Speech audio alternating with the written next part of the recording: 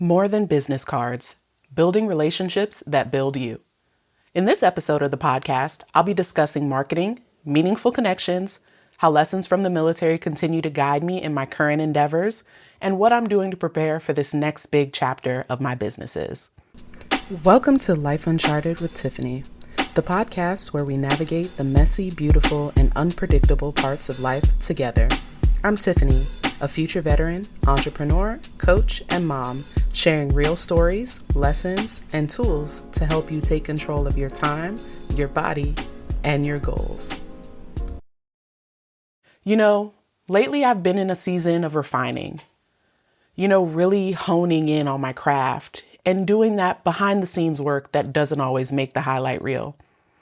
Right now, I'm building RMI Memory Press and getting this leg of Rochelle Made It out to more events.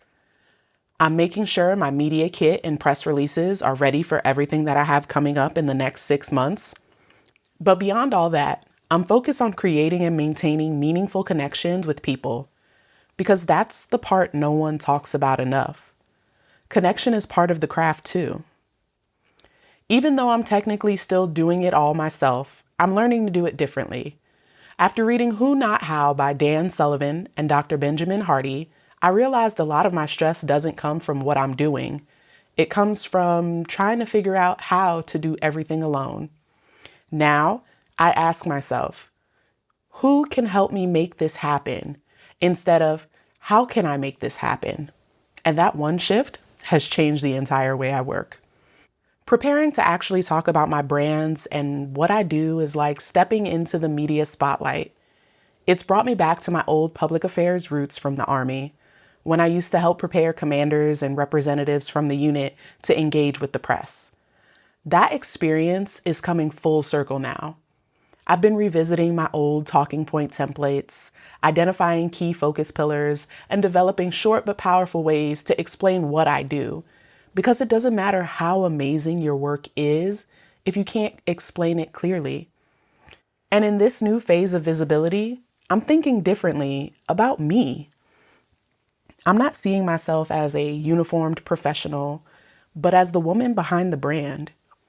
I'm paying attention to what I wear, how I feel on camera, and realizing I make the rules now for myself, my businesses, and my peace. That's why this quiet season of work before the big public moments matters so much to me. It's where I silence imposter syndrome before it starts whispering again. Because no matter how many years of coaching, leadership, and training I have behind me, that little voice still sometimes pops up and says, "Who do you think you are?" And now my answer is, I'm the one built for this. This quiet time helps me remember exactly why it's supposed to be me to deliver this message. Right now, honing my craft doesn't just mean working harder. It means tightening up my back end of my operations, making sure that my press kit has multiple versions of my bio, that my headshots are updated, and my messaging is consistent across all platforms. It means practicing the same skills that I teach, not just teaching them. I'll tell you what surprised me though. Podcasting actually came pretty naturally to me.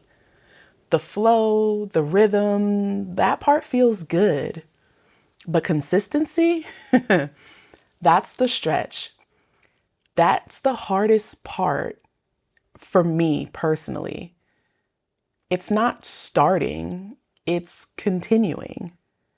So I made a promise to myself. I'll start consistent and then increase my output once it's sustainable. What that looks like is shorter episodes at a scheduled time frame so that I build the muscle memory to continue to do this. And as that memory is built and that muscle grows, I'll extend the episodes, I'll bring in guests, and I will provide more. I've also been preparing to shoot a commercial, and that is a whole nother level of growth. It's chaotic in all the best ways. Planning props, outfits, and figuring out how to communicate what I do in 30 seconds or less. It's wild, but it keeps me coming back to my identity. Who am I? What do I do? And why is it supposed to be me? And let's talk about marketing material for a second, because that's been its own ride. I'm great at planning things out, but the execution, that's where I start looking for my who's. When it came to updating my LinkedIn profile, I gathered all my details and reached out to Mel. She is my who for that. When I needed updated headshots, I called Candice. She's my who for visuals.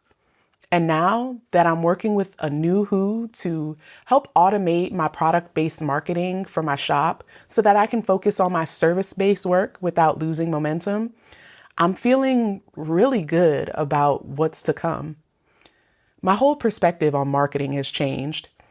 It's easy to be a consumer, scrolling, absorbing, enjoying. But once you become a creator, you start seeing everything differently. Now I look at every ad and I ask, what's the call to action here? What was the hook? How can I apply that? These experiences taught me something simple but powerful. Know yourself. Authenticity makes everything easier. You don't have to remember what you said or how you said it if you're living the same way. You know, some of the biggest opportunities that I've had have come from simple, meaningful connections, not pitching myself. Take one of my coaches, for example, and I say one of because I highly believe in coaching and I have multiple. So we were introduced by a mutual friend who simply said, "You two need to talk." So I watched him work the room for a while, heard his accent, and I couldn't help but ask, "Where are you from?" Now that might sound like a small question, but when you're a transplant in Texas and you hear someone who sounds like home, you ask. Turns out we're from the same city. We started talking, sharing what we do, asking each other questions, and you could feel the energy and the momentum building instantly.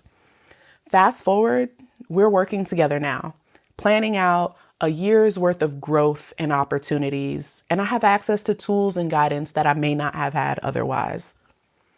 And that's how most of my connections happen, naturally. I'm not the person trying to collect everyone's name in the room. If we talk and it's a vibe, great. Let's stay in touch. But if we talk and we see that we don't overlap in any of the same areas, that's okay too. The truth is, I hate selling. It's always felt gross. Even back in the Army, I chose to be a drill sergeant instead of a recruiter because I never wanted to sell anything. And that's kind of carried over into entrepreneurship. It's not always a good thing, but most of my clients actually come from referrals or conversations that have started with, "Hey, I love what you're doing. Let's talk." My approach is simple. Let's have a meaningful conversation. Tell me what you need help with, and I'll tell you if I can help. If I'm the right fit, let's go. If not, I'll point you towards someone who is. And that's it. I create the space to connect by reaching out to people doing amazing things locally, especially those whose work aligns with what I value. A lot of partnerships have grown from teen programs and other teaching opportunities where we've all shown up to make a difference together. And just like any relationship, connections take maintenance.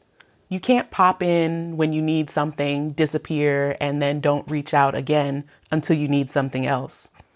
You have to nurture it. Send that check-in text, follow up, offer help without expecting anything back. When you approach people that way, your relationships solidify quickly and opportunities start flowing naturally. Because opportunities grow in conversations, not in contact lists. Having a phone full of numbers means nothing if you don't actually know who those people are. But when you do, and you know exactly who to call for what, that's when the magic happens. So here's what I want you to remember. Growth happens outside your comfort zone. It's okay to do it scared. That's how you know it matters. If you're ready to start honing your own craft, start small. Make a list of 3 things you know you need to do.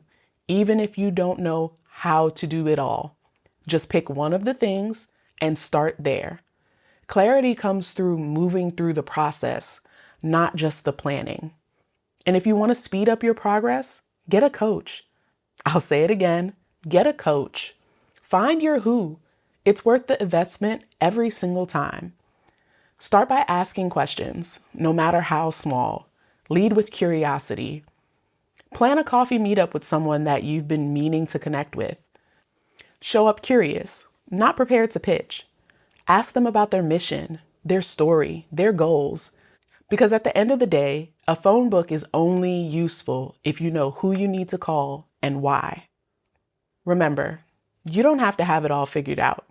You just have to know who you are, what matters most to you, and who you can bring along for the journey. Keep refining, keep connecting, and keep showing up.